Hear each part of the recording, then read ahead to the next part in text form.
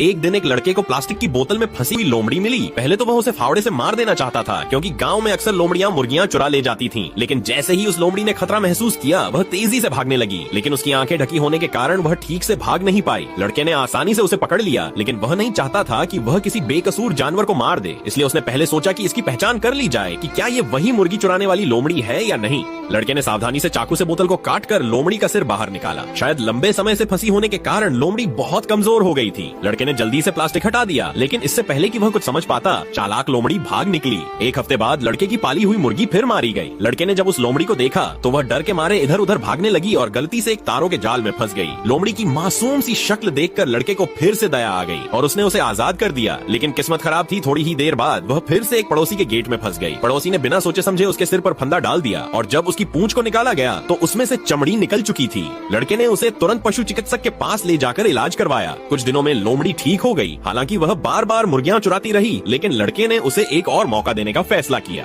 एक दिन जब उसने फिर से लोमड़ी को पकड़ लिया तो उसने देखा कि लोमड़ी उसके लिए एक खरगोश लेकर आई थी। शायद उसे लगा कि वे लोग मुर्गी से बोर हो गए होंगे। कभी कभी वह कुछ अलग जंगली शिकार भी लाती, लेकिन घर के अंदर कभी नहीं आती, बस दरवाजे के पास खड़ी रहती।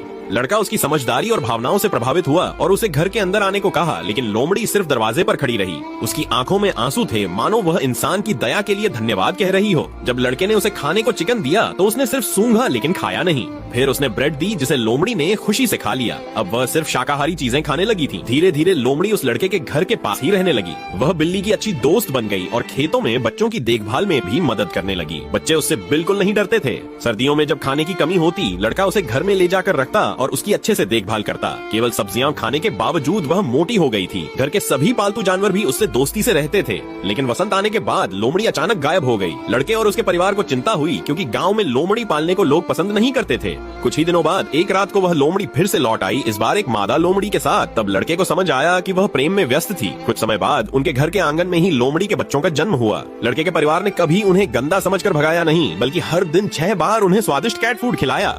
साथ वे बच्चे भी बड़े हो गए।